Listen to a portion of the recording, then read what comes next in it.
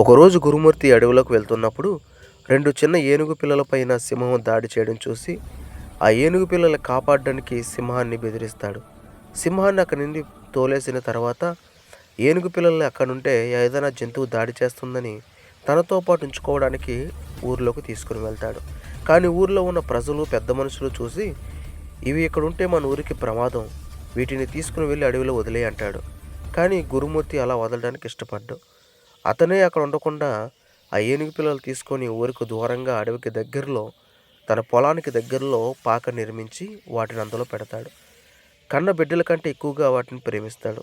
గురుమూర్తికి కుటుంబం ఎవరూ లేరు కాబట్టి అవే వాటి బిడ్డల కింద ఆ 2 ఏనుగు పిల్లలు చూసుకుంటాడు.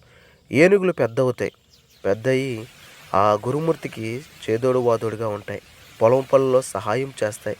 అలాగే గురుమూర్తి కూడా వాటికి ఏ లోటు లేకుండా అనేక మర్యాదలు చేస్తూ మంచిగా చూసుకుంటాడు. అయితే ఒకరోజు ఊరిలోకి వరదలు వస్తాయి.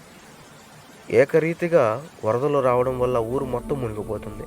అయితే గురుమూర్తి వాటిని చూసి, ఆ ప్రజలు చూసి గురుమూర్తి దగ్గర ఉన్న 2 ఏనుగులతో చిక్కుకుపోయిన ఊరి ప్రజల్ని కాపాడి ఒక ఒడ్డుకు చేర్చుతాడు.